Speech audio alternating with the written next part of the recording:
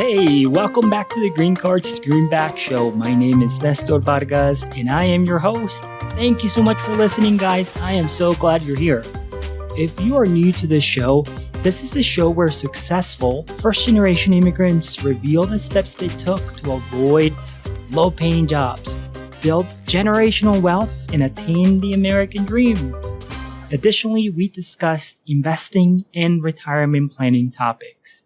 I am so excited for today's episode, especially as we are kicking off Hispanic Heritage Month.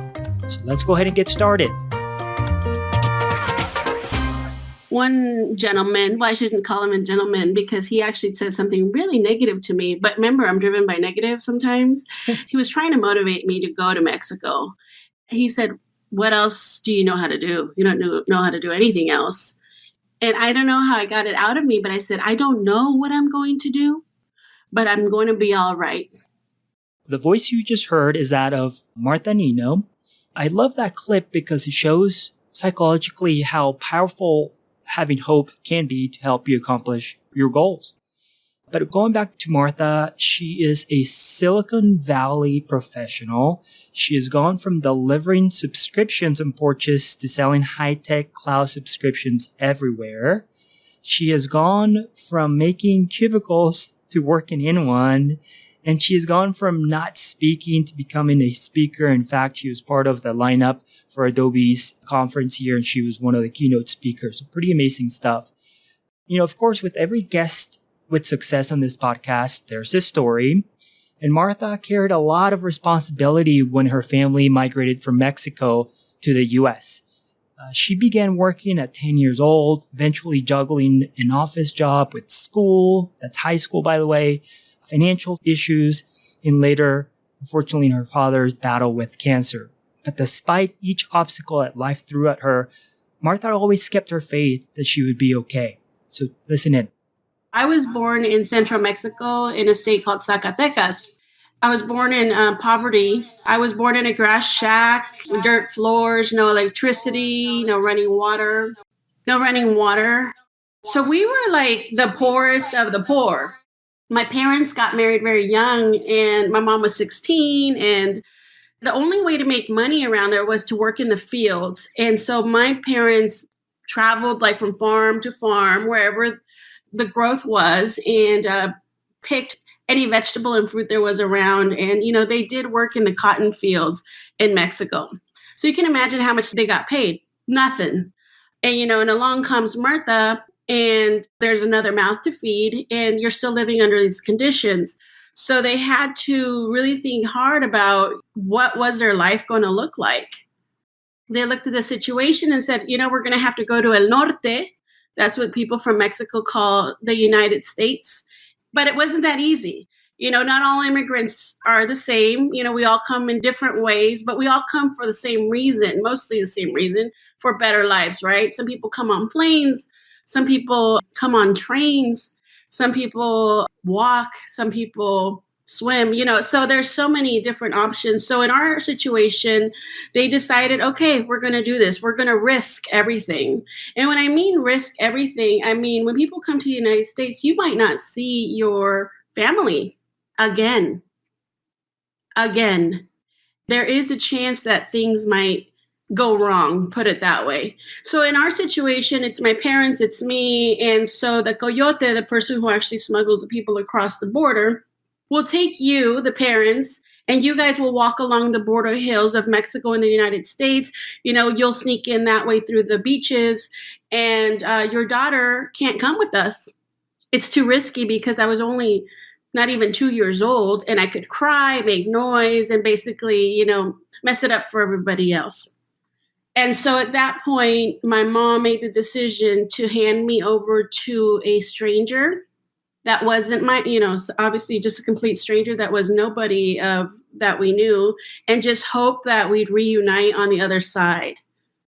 When Martha told me her story of how her family migrated here to the U.S., it was really captivating to me because as a father, it would have been super difficult for me to actually make that happen. But I guess the need was indeed the driver for that. So by the 80s, migration from Mexico to the U.S. really picked up. And with families like Martha's looking for better opportunities and conditions, they came here. In Latin cultures, family is everything. Martha contributed to the family income, found work through her mom, and made decisions with her parents in mind. So let's go ahead and listen to that part of her journey. My mom actually was working at a factory where they were looking for workers, like evening workers, basically inexpensive workers. They said, hey, if you know any teenagers that potentially need a job, we'll pay them $3.35 an hour. So that'll age me very fast. And of course, I was like, I need a job because I had just stopped my other one.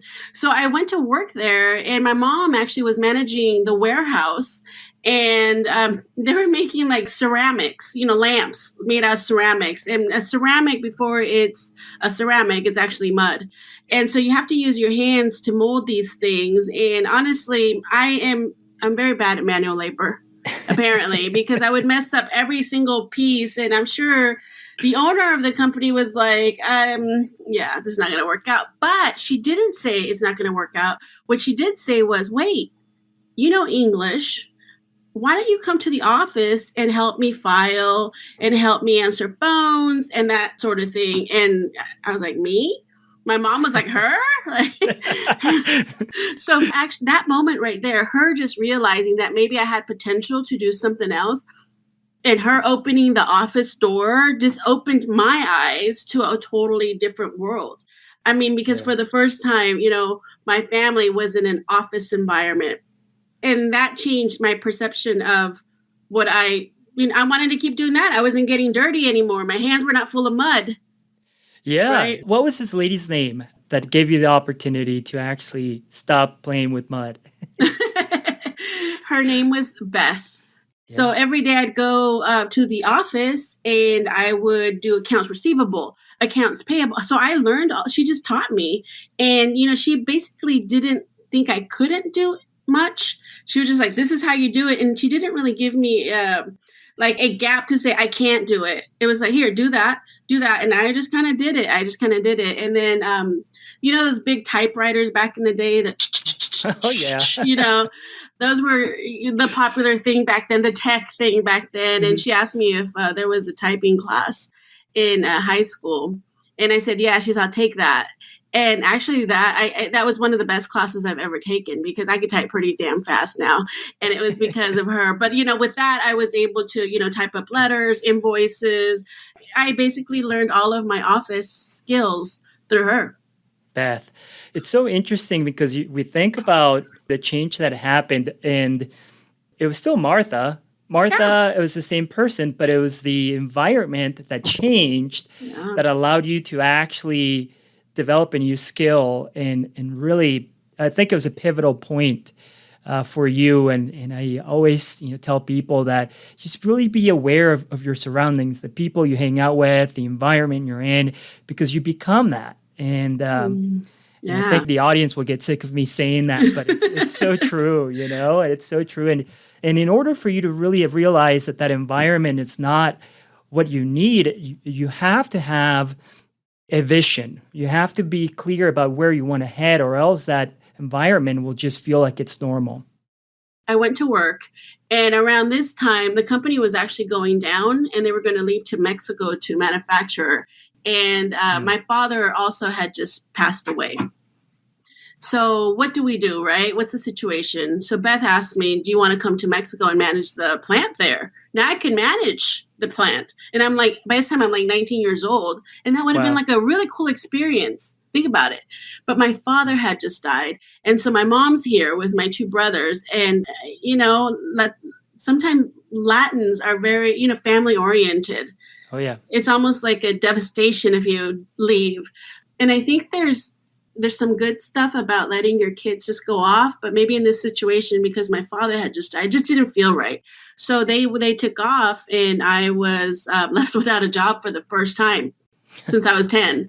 So that was it.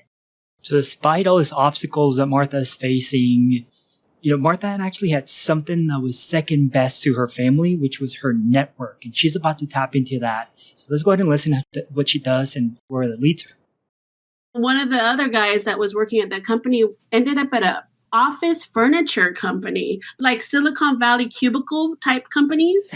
Yeah, yeah. And so I actually got into the office cubicle business before these Silicon Valley companies, before I even ended up in the Silicon Valley. Like I can literally tell you how many screws it takes to build these, like it was ridiculous. And another great experience. And talk about getting good at math.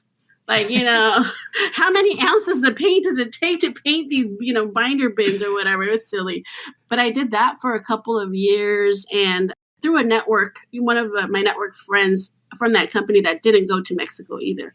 So I say that's my first network contact. If LinkedIn wasn't available back then, but it really helped to be good friends with people. And so the value of just being nice and kind, I tell you, has helped me a lot. Most of my jobs have been through connections that we are friends. We've been friends first at these companies. It's interesting. So be nice to everybody you work with. You just never know. We overcomplicate networking.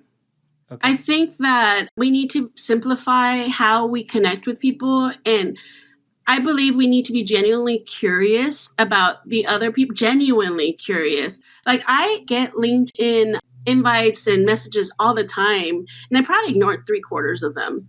But when they come in as something that feels genuine and more personal, like I feel it.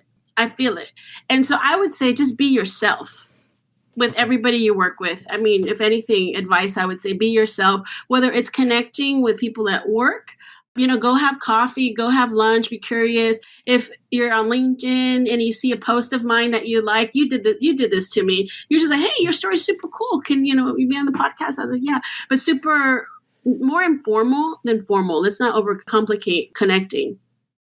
Our company was going down and I was 5 months pregnant and I got laid off. Like I was on a 3rd round of layoffs. I'd never gotten laid off and I was pregnant. So I was like, I can't go to work anywhere right now. So I ended up taking some time off. By this time, I was able to do that. I had my baby and I was able to stay home with her for a few months. Then I needed a job again. And guess what? Somebody from that mobile company says, I have this gig, literally 3-month gig at Adobe. If you want it, it's yours. I said, 3 months? I needed to restart my unemployment or whatever it is. And I was like, cool. Well, it's been about 18 years now. I had dinner with that person who referred me over to Adobe the last weekend, and I haven't worked with her in 10 years. I genuinely like these people. I genuinely do. And I do agree. I think there's a level of nurturing that goes into it, but I also like to be with these people.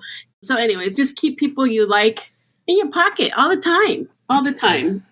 Martha also talks about how immigrant families tend to really push this narrative that if we work hard, then we'll be successful. But she found that working hard and connections weren't enough. You needed a little more sometimes in life, and it's interesting what happens to her in this chapter. Go ahead and listen in. I felt a little bit like an outcast. I didn't quite fit into anything, I thought, right? And then, of course, I'm working after school. Like, I'm not joining any sports. I'm not doing any of that typical high school stuff that you see in TV, movies. I was going to work and I was hustling. And I was working and I was learning how to type. And I was like, nobody knew that this was happening, by the way. Like during all of this, except for my family. Like at school, nobody knew I was doing any of this. It's just what I did. After school. So, I really enjoyed my job. I really enjoyed working and learning. And I really enjoyed receiving accolades from my boss, Beth. Like I was learning and I felt accomplished. And I actually think I wasn't getting that at school. As a matter of fact, at school, because I looked like it was the 80s. I had high hair and a really dark lipstick, and I looked really mean, to tell you the truth. We all did back then.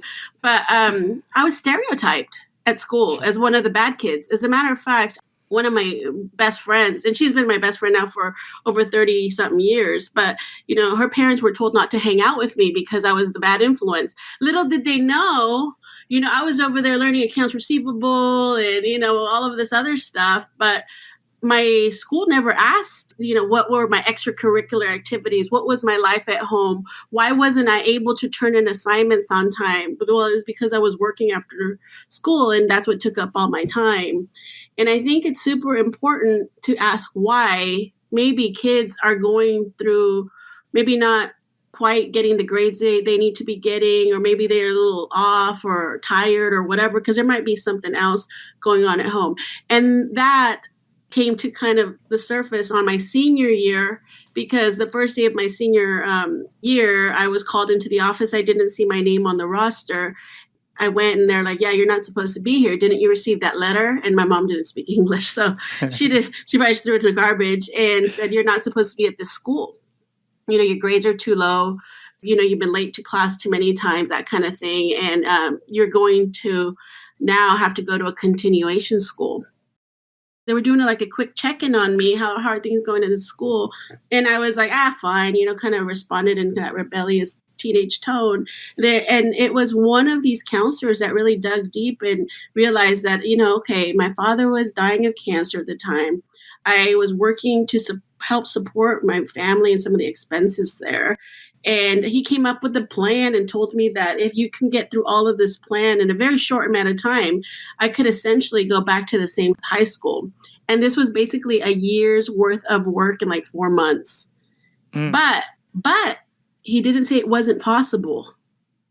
And I think that was super important. He says, you have to do this. And then he gave me ideas on how to do it. He says, ask Beth if maybe you can work on weekends and do other things for her. But you're going to have to go to night school and day school and sideways school and all that good stuff. And so I think for the first time I saw that maybe there was hope, that I wasn't like, you know, I didn't have to be in that environment if I didn't want to. And so I went to all, you know, sideways school, upside down school, whatever it was. And by end of the year, you know, during that winter time, I actually went back to my high school and I finished and graduated on time. I ended up at a temp agency. During that time, there was no Google. Like, this is when dinosaurs roamed the earth, right? So I'm on a landline with the temp agency, and they're telling me that there's an opportunity. I'm looking for like a job that pays more than $15 an hour. It's very small like that. Anything. I said, anything. I need a job. And so they said, there's this opportunity at a company that makes, I thought I heard sand, like arena, like, you know, beach sand. And I'm like, great. I'm going to be in the materials business now. I've already done mud and, you know, cubicles, but I'm going to be in the materials business and I'll be all right. No, it turns out it wasn't sand. It was sound, like literally sound for computers. And so I get to the company. I'm like, oh, crap, I'm in this sound company. What the heck? In the cubicle we just built. Like, so weird. And so I didn't know anything about sound, but the people were quite nice and they guided me. And you know what? We learn these things. Technology is something that's constantly new. I mean, we don't know this stuff, and neither did they, by the way. The only difference was that I came to this company through a temp agency, kind of sideways. Almost everybody at this company had a degree. And I didn't quite get that until I was there a couple of years. And I was like, I felt like people were getting promoted around me because they had the degrees, they had, you know, more check marks, and I didn't. So I actually made the decision after like 3.5, 4 years that I need to quit my job and take 6 months and just finish off. By that time, I had a little bit of knowledge of what a degree was and the value of it because I was seeing it all around me. And I decided I'm going to go to, you know, I got all my transcripts together and figured that whole thing out. And within 6 months, I finished all my credits. I think I did 35 credits in 6 months. Wow. But I had to quit my job. I had to quit my job for 6 months. But I had a little bit of money saved up, but that was an investment.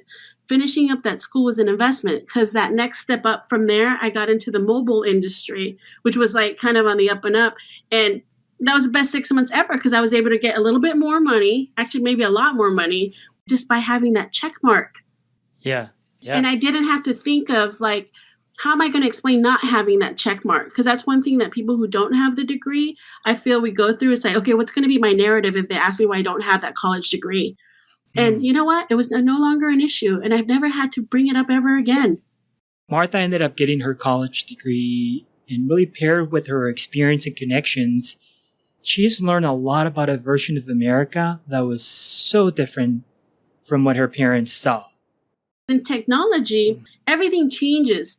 Like, for instance, when I started working at Adobe, everything came in boxes and we had ginormous CDs. I don't know if people know what those are, that went in boxes. So I managed that business, and then technology changed. And then there was no longer CDs, and things were like in thumb drives and things like that. It became things became a lot smaller, and the boxes became smaller too.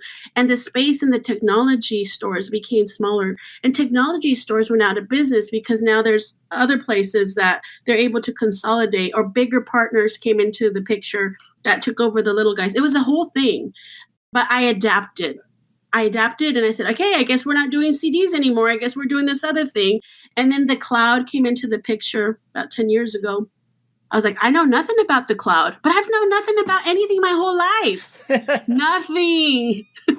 So I was like, I guess I'm going to learn the cloud and subscription and all of that's all new to everybody. So I think adaptability is super important, because if I would have honed into what I didn't know, I would have never gone for those jobs that everyone said, I can't do it. I feel uncomfortable, whatever it is. Yeah. And I was like, you know what? Of course I can do it. I've done it. I've done things I didn't know before. I will adapt. I will learn. I will ask questions, and I'll ask the people who know the business. Like, I've never had an issue with saying, hey, do you have 15 minutes? I just don't understand this. And people, you'd be surprised how many nice people actually want to give you information. So I think adaptability has been what's gotten me to keep changing jobs and doing different things. I mean, you got to be adaptable in the tech industry, right? Mm-hmm. What else? What other life lessons you want to share with us? What other good nuggets would you like to tell us about? If you look at my resume, it's really weird, right? I mean, I've just talked about a lot of different things that I do. And I think all of them have a good base of what I'm good at. I'm good at relationships. I'm good at business. Somebody asked me this, like, if I had my ideal job of what I do when I grow up, what would that be? And I said, I don't know what the ideal job would be, but I know what it would feel like. And it's an environment thing. If it feels good, I want to do that. And I want to be in that. I guess if I was in the medical industry and the financial industry and it felt good, maybe I'll be a financial whiz like you, Nestor. I don't know. But I think that we just need to not focus on what we don't know and focus on what we do know, and use that as a pivot to your next step. And when you're talking to people about applying or wanting that job, just focus on that. So don't focus on your weaknesses, focus on your strengths. Yes. And then figure out how you're going to use the strengths to actually move on to whatever you want to do. How can you use your strengths to actually better yourself and move forward in whatever you're looking to accomplish? Yes. And people want to, when you're looking for a job, people want you to take work off their shoulders. Like, how are you going to make their life easier? So let's talk about that when you're in front of those people. And I think that's made me very, very more. Yeah, I like to talk about how I'm going to make people's lives easier. And then, just give me a shot. And just ask for the business, right? Ask. You and I are Latinos, and I don't know how it is in Colombia, but in the Mexican culture, we don't ask enough. We don't ask. We're afraid to ask. Because people are not going to just give it to us just because we work really hard. You need to bring that portfolio with you and show it off. Seriously, that's been one thing that I've learned. So I think those are some of my nuggets. I love it. I'm a big Martha cheerleader, and this has been so much fun to tape this with you. Anything else that you'd want to share? Yeah, so thank you, Nestor, for having me on your show. I know you're in the, financial world, and I just want to say that, being an immigrant is a little different, especially if you're, what are we, immigrants 1.5? Yeah, what did we just say we were? 1.5. Our parents are 1 and we're 1.5. Yeah, something like that. It is so different to be like your first generation, 1.5 generation, because we come in at it new. So actually there's benefits to that. We haven't done it before. So everything we bring is new. You want new ideas? Hire somebody who hasn't done things like this, But also with being an immigrant in these new environments, these office environments, comes a lot of things. Like, being in an office is scary. It's like, what do you mean I can have coffee at any time I want? What do you mean I can go to have a donut? Like, my mom needed to be told when to go on break. we have a luxury. It's super different. So I think that as we start to hire more diverse talent, people need to be aware of those nuances as well. We're very family oriented. So loyalty, we will be very, very loyal if we're all good friends, if it feels like family. And I think that's one of the reasons I've been at Adobe a long, long time, and actually these companies a long time. It's felt like family. It's hard to leave family. So make me feel good staying there. I love that nugget. I love that because it's not very difficult to provide that environment, right? It's not. And it can pay so many multiples. You get your employee to stay with you, or you get people to stay with you. That's awesome. Yeah. I have a couple others. Okay, go ahead. I love it. We can't do it alone. I mean, you've heard me talk about a lot of people that have helped me, right? My counselors and Beth and my network. And I've never done it alone. And I just want to give kudos to all of those people that see something different in us and give us those chances. And I think that we just need to be humble and just realize that we need to ask for help, and we need others. We need others to kind of help us along the way. I think the other thing is, have value in your network. I also think, and this might be a touchy subject, but immigration and education, I think, kind of go hand in hand. I don't know if you caught this earlier or if this is the first time I'm saying it, but, when my parents immigrated here, when I was brought here as a child to this country, my parents didn't know the education system. I feel like we should have, or immigration has a really good opportunity to get immigrants when they're the most apt to learn the educational system. Like my mom would have gladly learned high school and went to, start pushing me for college, and what an A meant, what a B meant, the F was not fantastical. If somebody would have told her she had to in order to be in this country, I tell you, and it would have saved me a ton of stress. And maybe there's some things we can do there. So anyways, I feel like immigration and education could go hand in hand. And I think that we need to speak to folks in underserved communities in terms they understand, in financial terms they understand, to kind of bring it back to you, Nestor. If they understood that, hey, for the 6 months or this 4 years, you can eventually make 6 figures, or make more than 10 of your family members, or break the cycle of poverty that can essentially later bring it back to the community. I don't think it's that complicated to articulate. Alrighty, friends, I hope you enjoyed that episode as much as I did. I actually keep going back and listening to it. There's so many good nuggets to learn from. Martha's such a kind person. So I want to go ahead and encourage you also to go ahead and sign up for the podcast. Make sure you're subscribing to that on Apple Podcasts if you're listening to it. I also want to make sure you are sharing this with your friends. We want to make sure other people have the ability to listen to all this goodness that we're creating for you. Please make sure you're also subscribing to the newsletter. You can go to greencardsgreenbacks.com where you can actually subscribe to the newsletter. In the newsletter, I'll tell you about things that I'm doing to actually improve myself to get to my goals much quicker. And I also have the ability to share the full episodes for you. Actually, Martha's episode, we had to cut down by 50%. So there's a lot more good stuff you can listen to it. And the way you do access it is just by joining our amazing newsletter. So greencardsgreenbacks.com. Go ahead and check it out and make sure you sign up for the newsletter. Alrighty, my friends. Thank you so much for listening. Let's go make those greenbacks.